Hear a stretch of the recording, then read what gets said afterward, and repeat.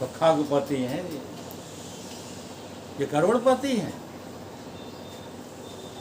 देखने का सहूर होना चाहिए। 2 बूंद से जीवन शुरू हुआ था और राख में तुम्हारा अंत है, और इसी का नाम करोड़पति है?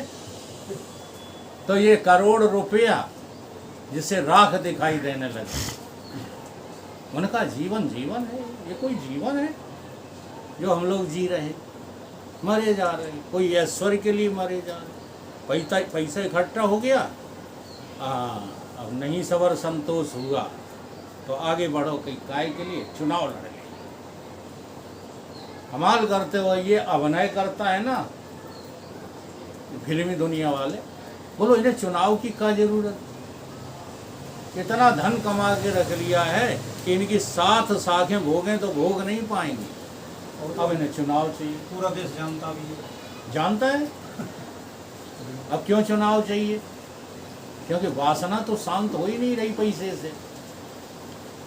पैसा है, वैभव है, ये संसार के सुख हैं, ये तुम्हारी वासना को शांत नहीं कर पाएंगे। अगर वासना शांत करना है तो सतगुरु और संत की शरण में बैठ करके सत्संग सुनो। धीरे धीरे समझ आती जाएगी, तुम्हारी वासनाएं क्षय होती जाएगी। हाँ, और कोई उपाय नहीं। उन प्रमाणों को विषय करने वाला ये जीव ही है। अपने वास्तविक स्वरूप के अज्ञान से अनात्मा रूपी दृश्य बना है। देखो बात आ गई वही, अनात्मा रूपी दृश्य से तू आत्मा अपने को भूल करके अनात्मा बन के संसार दिखाई दे रहा है। संसार नाम की कोई चीज है तो अब उसी में अहंकार से अभिमान पाल के बैठ गया है और अभिमान ही से कहता है ये मैं हूँ, ये कोठी मेरी है, ये पेंशन मेरी है। हम तो हर दुखती वहाँ पे हाथ रखना जानते हैं। ये फसल मेरी है, पानी नहीं बरसा मरे गए, हक तुम्हारा वाला। अगर पानी के न बरसने से तुम मर रहे हो तो तुम अमरता का बोध कैसे प्राप्त करोगे? उससे ही हेय उपादेय बुद्धि बन जाती है, जिससे राग द्वेष करके जलता रहता है। ये राग द्वेष हमें केवल अपने अज्ञान से ही होते हैं और आपको कर्ता मानकर बहिर्मुख हुआ भटकता रहता। कह रहे वशिष्ठ जी, तुमने अपने को कर्ता इसीलिए माना है क्योंकि तुम्हें दृश्य जगत सत्य दिखाई दे रहा। अब इसी दृश्य जगत में काम करने के नाम को तुम क्या समझते हो? राम का काम। राम का काम क्या है जिसको हनुमान जी कह रहे हैं? मोह कहाँ विसरा। सीता की खोज, सीता माने शांति। शांति की खोज करने के लिए केवल सत्संग ही राम का काम है और कोई काम ही नहीं। एक ये ऐसा ग्रंथ है जिसमें एक बात बड़ी महत्व की बताई गई कि लोग वाग सवेरे बैठ जाते हैं नहा धो करके, नाश्ता वास्ता करके, और शाम को खड़े होते हैं सुनते सुनते और फिर भोजन करके सो जाते हैं। सवेरे फिर वहीं बैठ जाते हैं। अब प्रश्न ये खड़ा होगा आप कलयुगी लोगों को, तो ये लोग खाते कैसे थे बिना कमाए धमाए? खड़ा होगा कि नहीं होगा? बोला। बस यही बुद्धि हमारी परिपक्व हो गई है। इसलिए कहते हैं लला, सत्संग ही करते रहोगे तो बच्चन को क्या खवाओगे। यही बुद्धि बनी हुई है आज भी। कभी तुमने ये बुद्धि नहीं बना पाई क्या? खिलाने वाला तो कोई और ही है। बनी बुद्धि। अगर ये बुद्धि बन जाए तो संसार की आपाधापी बताओ मिटे कि नहीं मिटे? परंतु लोगों के पास अक्ल नाम की चीज तो है ही नहीं।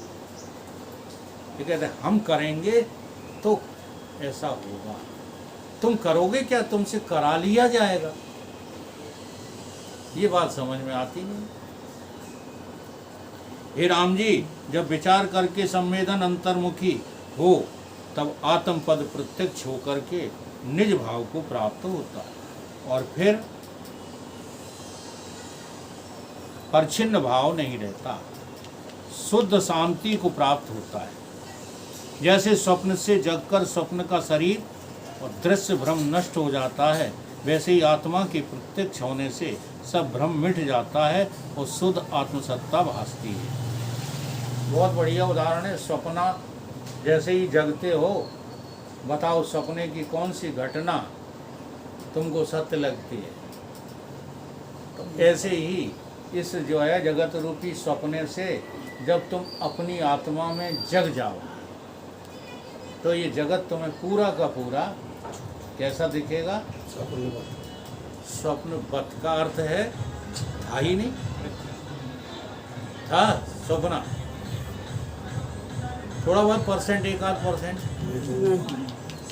ऐसे ही जगत नाम की कोई चीज है ही नहीं। कब? जब जग जाओ। जानिए तब जीव जग जाओ। चौपाई याद करके नहीं, नहीं वो तो जग गए, जग रहे हैं। प्रश्न जग नहीं रहे हो, जगने का प्रयास करो। झूठ बोलना छोड़ दो।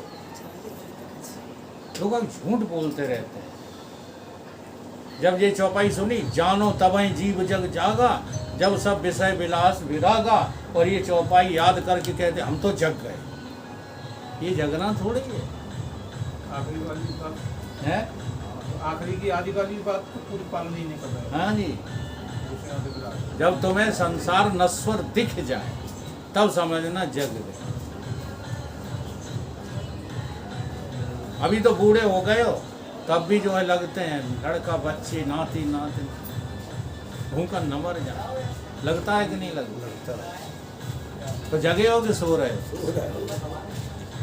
तो जगना इतना आसान नहीं है।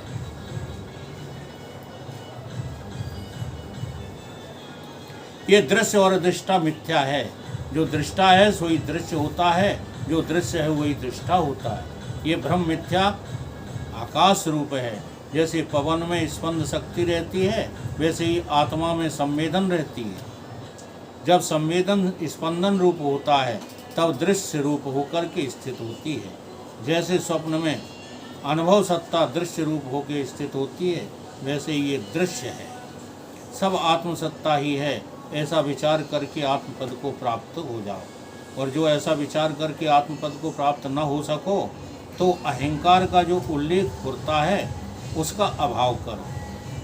अगर ये बात नहीं समझ में आ रही है कि ये आत्मा गाड़ी जैसी लुक लुक है, स्पंदन हुआ जगत खड़ा हो गया, निस्पंदन हुआ जगत गायब, अगर ये बात समझ में नहीं आ रही तो तुम्हारी जो मैं है वो अहंकार है। वो क्या है? अहंकार से ही तुम जो है ठाकुर बने हो, ब्राह्मण बने हो, अहंकार से। देख लो, अगर तुम्हारे पास अहंकार न होता तो बताओ कहाँ से ठाकुर हो, कहाँ से ब्राह्मण हो, कहाँ से वैश्य शूद्र हो? तुम्हारा अहंकार ही तो तुम्हें कह रहा है कि इतने ही 3.5 हाथ का मैं हूँ। अहंकार ही तो कह रहा है। तो इस अहंकार का शोधन करो। अगर डायरेक्ट कहते हैं वशिष्ठ जी, राम जी तुम्हें ये आत्मज्ञान नहीं समझ में आ रहा, तो कोई बात नहीं। क्या करो? अहंकार का शोधन करो। अहंकार का शोधन क्या है? जैसे तुम कहते हो कि मैं धनवान हूँ। मैं कौन हूँ? धनवान। अब बताओ तुम्हारी मैं में धन कहाँ छिपका है? बताओ तो कैसे धनवान हो? तुम कहते हो मैं बलवान हूँ, तो ये तुम्हारी मैं में बल कहाँ चिपका है? बोलो। तुम कहते हो मैं कीर्तवान हूँ, तो कहाँ चिपकी है कीर्ति तुम्हारी मैं में? ये सोचना चालू करो, तुरंत वैराग होता है। हम सोचते ही नहीं। उसी वासना में ये अहंकार अपना बल पकड़ता रहता है, अहंकार को पोषण करने में लगे रहते। अभी अभी हमारे एक मौसा जी की डेथ हो गई। उनको मैं बीमार हालत में देखने गया था, तो टट्टी में और मूत में पड़े थे। बहुओं के पास, लड़कों के पास इतनी फुर्सत नहीं थी। बड़ा लड़का कहता था, भाई साहब पेंशन उनको देते हैं, हम काहे सेवा करें। छोटा लड़का कहता, भाई साहब हम स्कूल चले जाते हैं। टट्टी और पेशाब में चिथड़े रहते थे। जो मौसा जी, 3 मौसा जी की 10,000 आदमी की 5 मिल बनवाई। यह है अहंकार का पोषण। शर्म नहीं है मनुष्य को, बेशर्म हो गया है। एक दद्दू तुम्हारा भी यही होना है। दद्दू को और कद्दू को और मौसा टोसा को ना देखो, तुम्हारा भी वही होना है। समझ जाओ, देह को मैं मानना बंद कर दो, नहीं दोनों आज रोगे। हाँ, तुम प्रमाण मांगोगे कि ऐसा भी कोई है। देखो, ये तो हम नहीं कहते हैं कि तुम्हें ब्रह्मबोध हो जाने के बाद तुम्हारे देह टट्टी पेशाब में लिपायमान नहीं होंगे, लेकिन तुम्हें कोई दुख नहीं होगा, इसकी गारंटी हम लेते हैं। प्रमाण चाहिए तो विदुर जी से मिल लो जाके। यहाँ अब उनमें इतनी तथा नहीं रही, चारपाई पे हकते हैं, चारपाई पे मूतते हैं, लेकिन तुम पहुँच जाओ ना तो कहते हैं क्या है संसार, देह कुछ नहीं, आई एम ब्रह्म। जी हाँ, डीक रहे हो, खुश चेहरा। देवेंद्र से पूछ लो, चेहरे पे कभी कोई दुख लेस मात्र को मैंने देखा ही नहीं। स्वीकार करते हैं, और ज्ञानी स्वीकार कर सकता है, अज्ञानी स्वीकार नहीं करेंगे। अज्ञानी तो कहेगा पता नहीं कौन से जन्मन को भोग रहे, रोए रोए के कहोगे। ज्ञानी कहता है इस साले ने जो कर्म किए हैं वो भोग रहा है, और ये अंतिम भोग है, ये भी कहते हैं।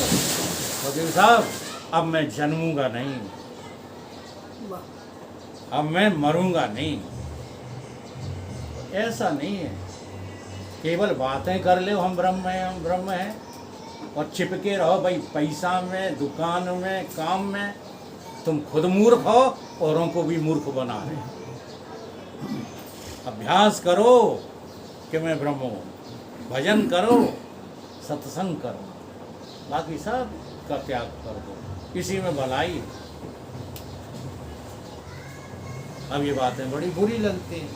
अब बुरी लगती हैं तो ब्रह्म अच्छा कैसे हो सकता है। और जिनको अच्छी लग रही हैं उनका जो है, हम तो ये कहेंगे कि बहुत बड़ा सौभाग्य, जिनको ये बातें अच्छी लग रही।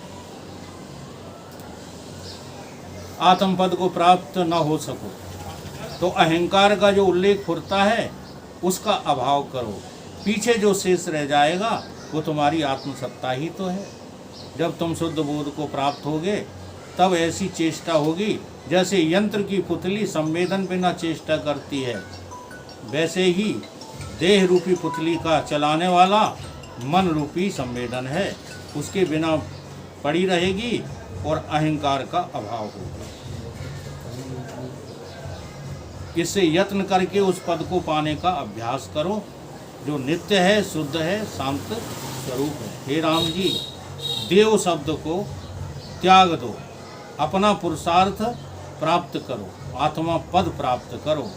देव देव आलसी, ये भी कह दिया वशिष्ठ जी ने, कोई देवता तुम्हारी सहायता करने नहीं आएगा। अब देखो यहाँ ये समझा दिया है, समझा दिया है, तो वहाँ रामेश्वर में क्या कर रहे हैं? हाँ, देव पूजा कर रहे हैं। तो कैसे कर रहे हैं? ज्ञान में कि अज्ञान में? तुम्हारी तरह नहीं कर रहे हैं।